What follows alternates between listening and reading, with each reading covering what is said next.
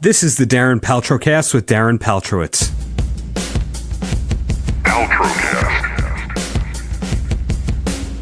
I've been interviewing musicians, comedians, and all sorts of entertainers for almost 20 years. Joan Rivers, Flavor Flav, Paris Hilton, members of Guns N' Roses and the Eagles, and countless others.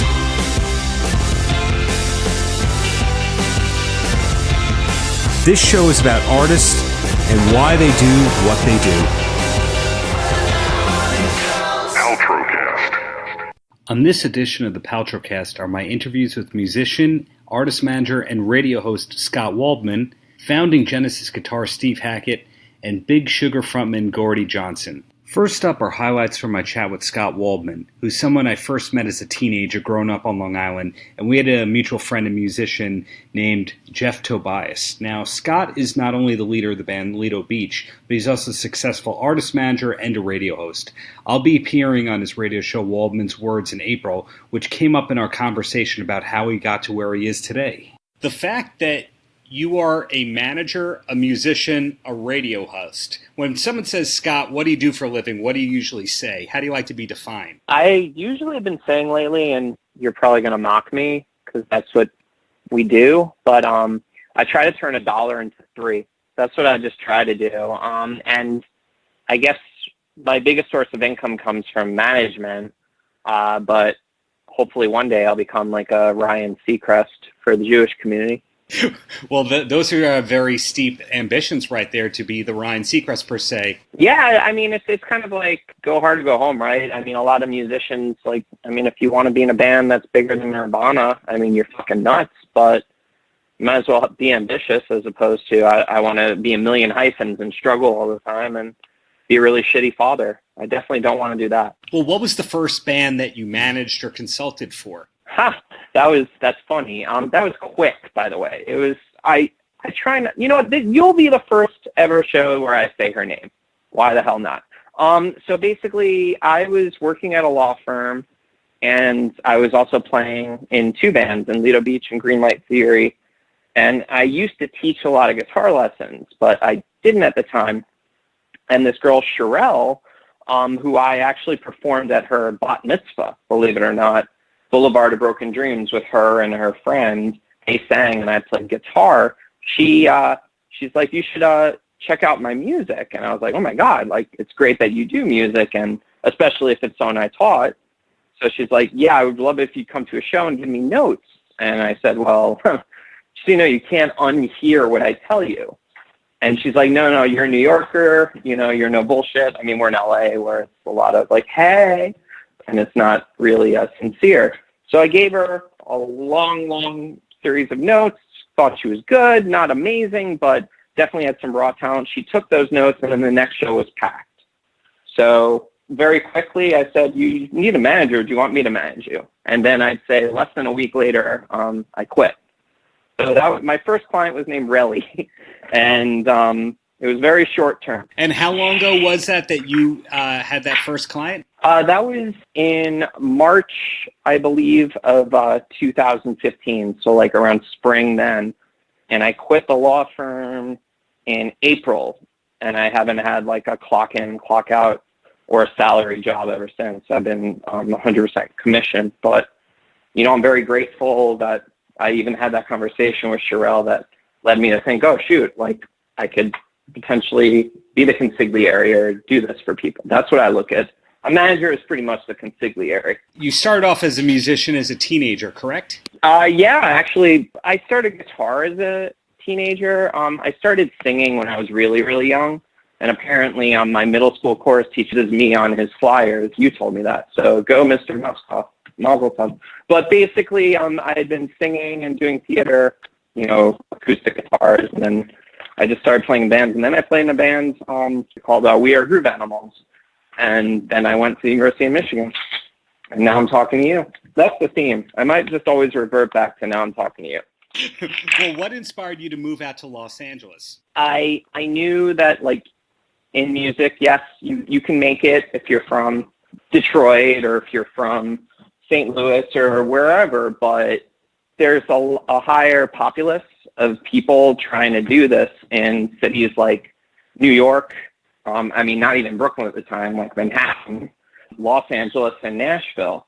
And I was from New York, and I just didn't want to graduate college and then move home and have all my familial obligations and friend obligations and move back with my mom and dad and all that. And so I had a buddy who wanted to be a screenwriter, and it was cute. I was the guy who wanted to be in a rock band, and I moved here. I knew only a few people and joined a band called The City Drive, and like in a year and 3 months, like after I moved to LA, we signed with Columbia Records.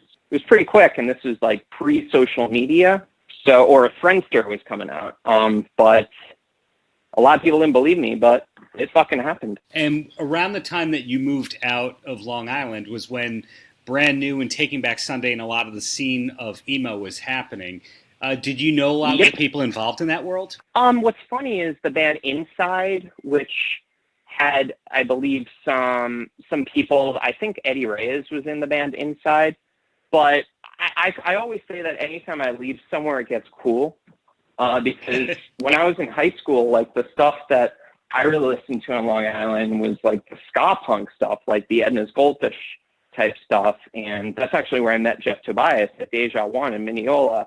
And there were bands like Step Lively doing well, and the Lightweights and Chimichanga and that whole scene. And then as soon as I left, and like, of course, like Glassjaw, Brand New, Taking Back Sunday, all the Movie Life, Bayside, all these bands get big. And then as soon as I leave fucking Ann Arbor, like the White Stripes and all these Detroit bands get big. So I'm just like, maybe I should leave LA, and then maybe it'll get cool again, because it hasn't been cool since like the 80s. If you left LA, where would you go? Wherever you live, to make it, more uncool, right? You live in Long Beach, so like maybe I'd go, instead of Lido, like growing up in the hard knocks of Lido, maybe Long Beach. I don't know. It totally depends. I mean, I'm married, so wherever she tells me I can move, that's where I'll move. Have you encountered other people from Lido Beach and Long Beach in your years of living in Los Angeles? I have, actually. I mean, there's a few other people from my neck of the woods out here, but like I would say that most of the people that I hung out with when I first moved out here, I mean, none of them pretty much are out here anymore, but they were all transient. They're all out-of-state people. So there's a lot of people who are trying to escape the cold. There's a surprising amount of people out here from Minnesota. Like, there's just a huge contingency of that. And I had a buddy who actually was a year older than me that went to Chaminade and grew up across the street from me in Lido. He was out here for a bit, and that was really cool. But I really don't have, like, any real Long Island contingency out here, which could be argued that that's great or shitty. You be the judge. What is a day in the life as a manager in 2018 like? Well, I'll just tell you about today. I mean, basically, you wake up and you have X amount of emails, that are unread. And the way that I do things is that, like, I make it kind of like a shopping list. So if something is unopened, that's like, oh shit, I need to pick up carrots. So I have emails like addressing a specific client or a specific thing I need to do. So there was just an issue that came up for one of my producers that I managed that I've been on the phone with him probably 6 or 7 times today. And it was just something that I didn't expect to happen today.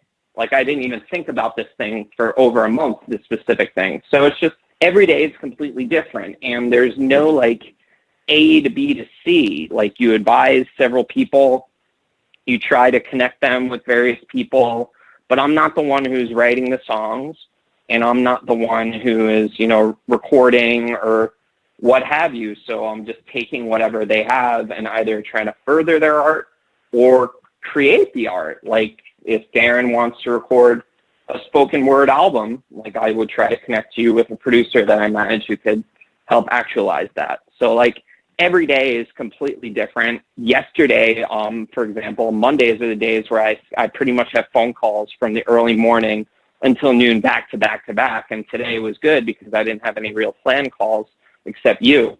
So it's so fucking different every single day. And sometimes I yearn for structure, and sometimes I'm like, oh, this is awesome. Like, I'm the architect. And where does your artist career fall into all that? Basically, it took a backseat in the beginning. Like, I really, like, shortly after I started management, I dissolved Lido Beach. And then shortly after that, the drummer and I from the band Greenlight Theory, we quit, and I just wasn't doing any real music. I mean, I played 3 shows in the 90s cover band called the Seattles just for fun, where we played a Sweet 16 and a few bars, but pretty much took a back seat. And then like last year, I really felt this ginormous creative void. So I recorded a few songs that actually, that's a story in itself. I flew to Ohio, recorded songs, and then the producer ghosted me.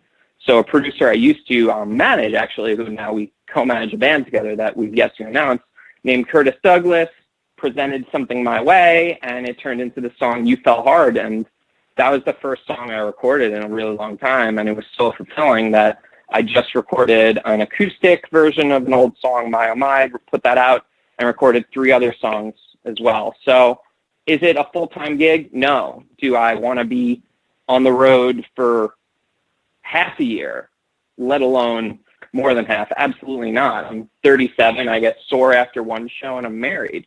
But it's just fun, and I think that a lot of my clients like that I do that because I speak their language. And then when in your career did the radio show come about? Oh, 2 years ago. Basically, I was talking with someone high up at Adobe who connected me with their program director, and we were talking, and he found that he's like, I might be butchering his quote, but he's like, you're pretty funny and charming for a manager. And it's kind of a backhanded compliment, but I was like, thanks, I should have a radio show. And it actually turned into one. We're actually recording this the day that my show hits the airwaves, so it's episode, I mean, I can even look it up right now. I'm honored that I've had over 100 episodes. Yours is going to be one of them.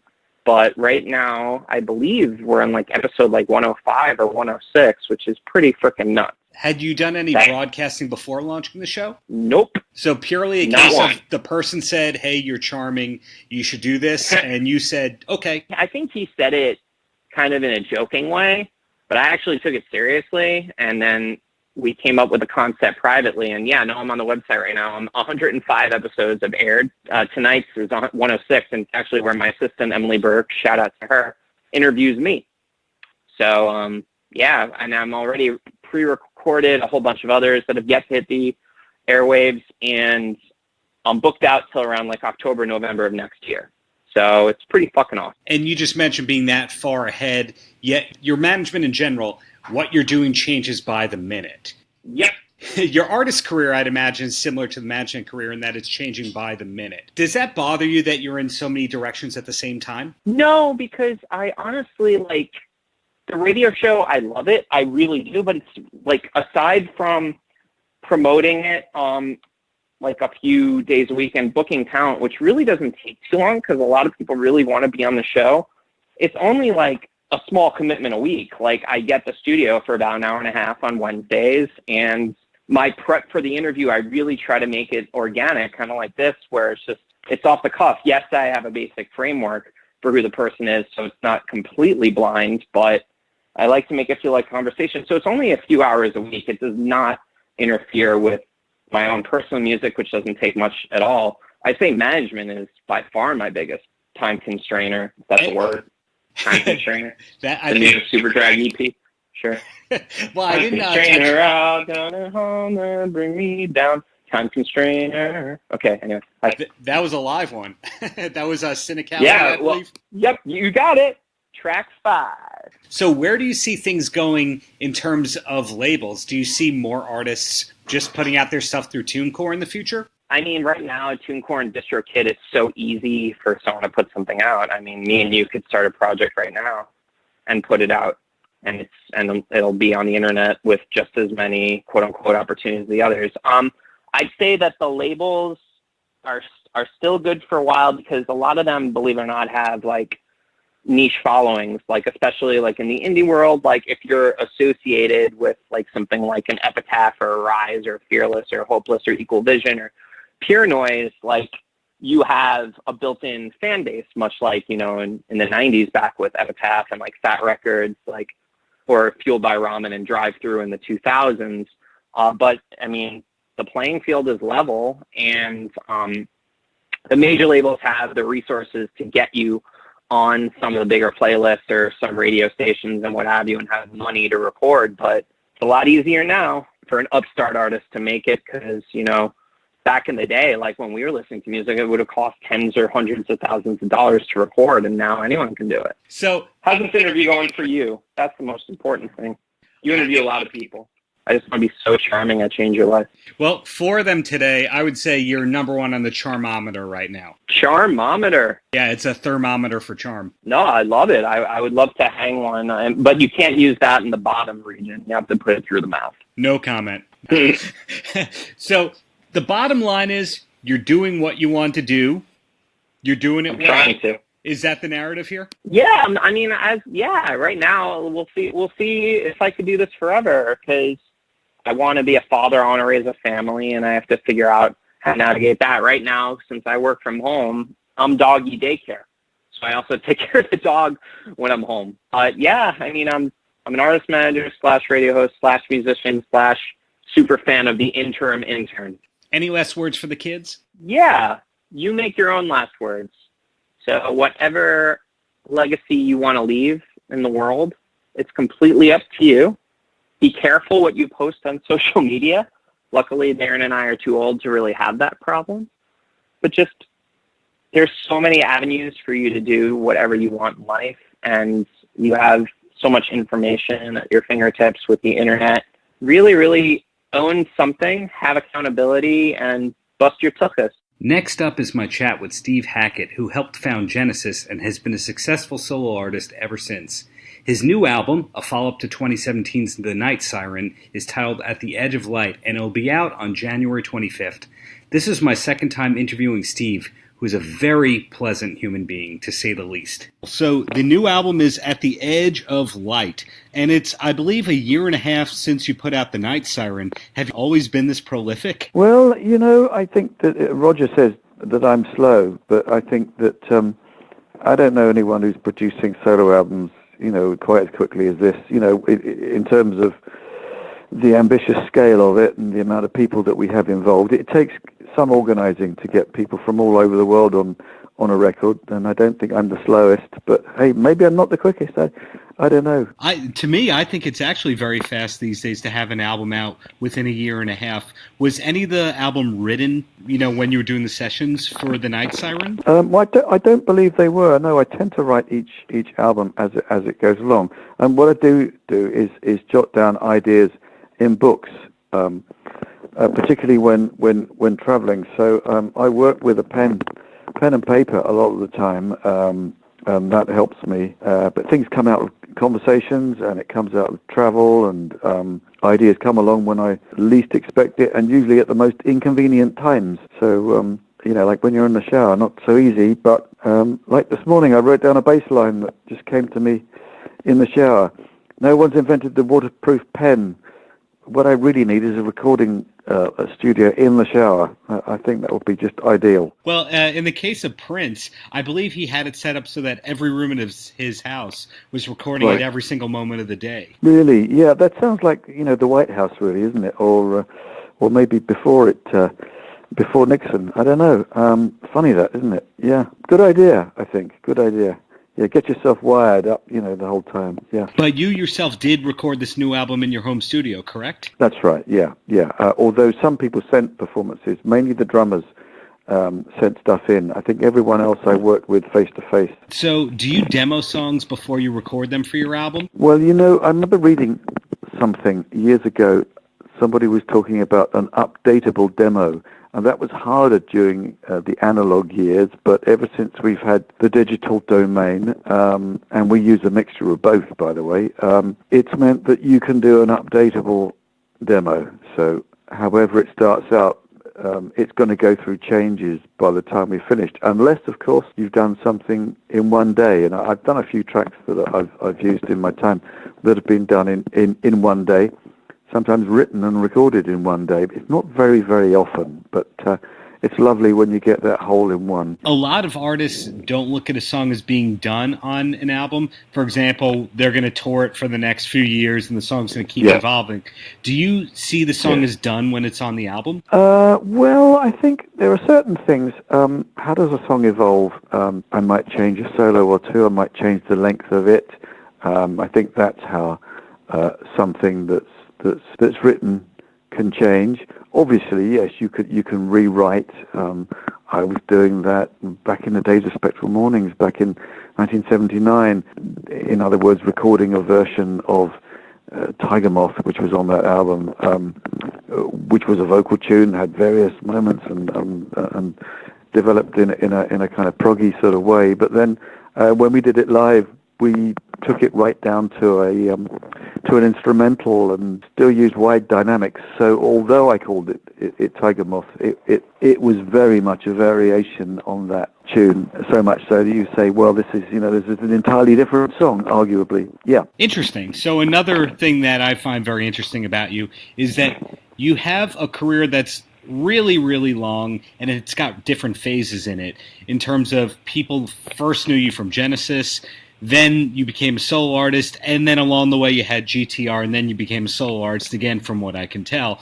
And the GTR period of your career, is that something you look back on fondly at all? Well, I do, yeah. I think that When the Heart Rules the Mind, which was the standout track and then the hit single we had from that, suddenly I was in a position to work with Steve Howe and produce a hit at a time when all the other Genesis members were having hits, either collectively as the band or as solo acts, and we were. Time magazine said they noticed that we were all in the American top 20, all in the Billboard top 20 at one point in time, and with one thing or another. So I needed to prove to myself that it wasn't just an accident that Genesis took off, and I think it was good for each of us to realize that we each had something to say, and in that very competitive band, that early band, it proved the point. That was significant for me. In other words, writing a hit, which I don't spend my life trying to write hits. I think that unfortunately, albums, post 1980s, post 1979, people seem to be coming up with collections of potential hit singles masquerading as albums. I think that the 1970s was perhaps a more fruitful era of things which were genuine albums, whereas things seem to change during the MTV era. Great though that was as a shop window on for everyone's ability whilst it lasted. Nonetheless, I think that albums themselves can be supremely visual. The visual elements can be there within the songs. They don't have to be an addendum. They don't have to be an appendage to a video. As Brian Eno said, appendages to videos. There's danger that songs were turning into that. And perhaps you've got the difference between the 1970s and the 80s, or indeed every era that preceded the MTV generation. That makes a lot of sense. And I had the pleasure of seeing you in New York City, I believe at the PlayStation Theater about 2 years ago.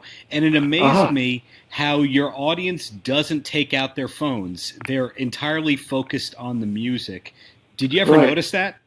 Well, that's an interesting thing, isn't it?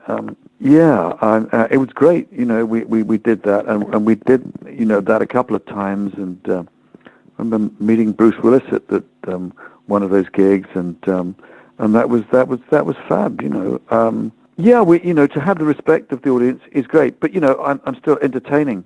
It's not a seminar, but there's a lot of detail there, a lot of musical detail that still, luckily, seems to fascinate people, because at the time, 1973, John Lennon said that Genesis was one of the bands he was listening to. So next year I'm going out celebrating that era of 1973, selling them by the pound, and doing most of Spectral Mornings as well, and whatever I can fit in 2.5 hours of stuff from the new album too. So try and reach, three sides of the triangle there. So it sounds like 2019 is not going to be a slow year for you at all. No, I seem to be speeding up. People seem to be taking notice. People have said, as others are winding down, you seem to be speeding up and perhaps coming up with best stuff now. when traditionally artists are supposed to sort of wind down and do something every now and again, and their best work is behind them. But I think I'm damned if I want to be classed in that bracket of dilettante now. All the glories are in the past. And I don't want to do that. I'm still trying to do authentic songs. It's not hard work for me. It's just it's a passion, and it comes naturally. And I like to think I'm getting better at it. But what's better? What's a better song? Competing with yourself, shadowboxing with your young self. Can't drink like I used to. Can't smoke like I used to. But I can play. I can do things with my fingers that I couldn't do then. It means I can still be at peak, or even supersede that stuff. Then lots of techniques that I've acquired or invented since then. Yeah, I can give my young self a run for his money. That young oik. You just answered my next 3 questions within that. So. Oh, good. Okay. So if you don't mind, I'll go to my closer, if you don't mind, Steve. Sure. Any last words for the kids? Oh, for the kids. Oh, wow.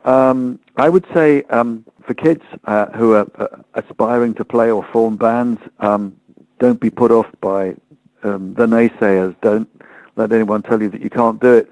The only thing you got to do is to love it, and just keep at it. I think loving it is the most important lesson, and no one can really teach you that. So ignore all the pundits on that one, including me. Ignore what I'm saying. But what I've found is loving it was the key to still being in the game. Last but not least are highlights from my phone chat with Big Sugar leader Gordie Johnson. Gordie and band recently paid tribute to longtime Big Sugar bassist Gary Lowe with a big tribute show which included members of Bare Naked Ladies, Danko Jones, The New Deal, and lots of other top Canadian artists. Gordie, who kindly tolerated my vocal difficulties and my tardy phone call, also talked about the next Big Sugar album within our chat. So I'd like to first ask you about the tribute show. How long did it take to put together? We're still putting it together. It's been several months in the making. I mean, we got the idea toward the end of the summer of doing something just to pay tribute to the guy. And it just so happened that the date that was available for the venue was also Gary's birthday. And it was, we wanted to get it done before the end of this year, so it falls between Christmas and New Year's. It all kind of worked out. Toronto's the best city to do it in because most of the people that Gary worked with, Gary lived in Toronto most of his life, so that was the place. Will you be recording and filming it so that people who can't make the show will be able to see it? We will be filming it, just for historical purposes. We don't have plans to, mix it and release it just at the moment. We're a bit overwhelmed with just putting it on. But yeah, it will be, audio will be recorded, and there'll be camera crews there. There's a documentary crew as well, so yeah, it'll be well covered. And then you yourself, in terms of the setup, will it be a house band scenario that you're playing on the stage the whole time, or something like that? Here's the deal: if everyone's doing Big Sugar songs, and it's members from different bands playing together with us, so at any given time, I'll always be on stage. There will be at least 3 members of Big Sugar on stage, but there are different bass players and guitar players and singers and drummers, so it'll just be a constantly rotating cast of people. But they're doing all of our songs or cover songs that we've done, and songs that Gary loved in his career and in his life. Now, you personally, what brought you to Austin, Texas, of all places? Oh, I started coming down here in the early 90s, and it was always a place that we came back to recharge and just get inspired. And anytime I needed a fresh idea, I would come down here and play a little bit. And it's just for the culture and the music and the weather a little bit, it's not too bad. And was the weather one of the main reasons that you moved there, that you wanted a place that was warmer? No. like I said, music and culture, food. Yeah, just the whole culture of the place was really inspiring. I've worked in studios down here for decades as well, as a producer and an engineer, and just found it a really healthy environment for making music. Yeah, your credits are very, very impressive as a producer and engineer. Is that most of what you'll be working on in 2019, or what can you tell me about your other current projects? For the last 2 years, we've been making a new Big Sugar record, which, there's tragedy. We were hit by tragedy throughout, but, it forced us to have to start over at least once. Yeah, we're almost done now. I have my own studio, so I've been able to, just get up in the morning and walk down the hill and go do it. But it's just about done. So once it's out, I imagine we'll be about the business of playing Big Sugar music most of the year. And will there be a proper U.S. tour in the future for Big Sugar? I sure hope so. We have a lot of interest these days, especially in California and in Texas. So the plan is, anyway, to get out and play more extensively. As you can imagine, the last couple of years we've been sort of hemmed in. Gary's health, we didn't know what the outcome was going to be. But now that's all, the dust has all settled from that, and we have a solid band again. So we'll be in the mood to get out and play. Well, how do you feel about the fact that Big Sugar was, a Canadian national treasure and then lesser known in the U.S.? Does that bother you in any way? I hope that's not an awkward question. I mean, those are outside perceptions. I don't know. I don't really perceive it that way, and I don't feel that deeply affected by it one way or the other. I mean, I'm gonna do what I'm gonna do if someone's listening or not, So we just stay focused on what we're doing, and there's no time limit on it. I'll come out and play. I mean, we toured in Europe a whole bunch, and then we didn't, and then we did again. And so, yeah, sure. If there's people that want to hear it, we'll come and do it. The whole thing isn't contingent upon quote unquote success or radio play or things like that. It never was really about that. So. Well, is there something that you wish more people knew about Big Sugar in general? Yeah, just our music. Yeah, I just, for people to dig into our back catalog, but we've also been making records steadily every few years for decades, so it continues to evolve. Any last words for the kids? to the kids, my kids? I need my kids to get out of bed. It's a school day. Any last words? No, I'm not really. I'm just, music's a beautiful thing, and I'm, just trying to make people happy. I'm making myself happy at the same time, so it's all working out. Thanks for listening to the Paltrocast with Darren Paltrowitz on the Pure Grain Audio Network. More information on the Paltrocast can be found online at www.puregrainaudio.com. Until next time, have a great Shabbos.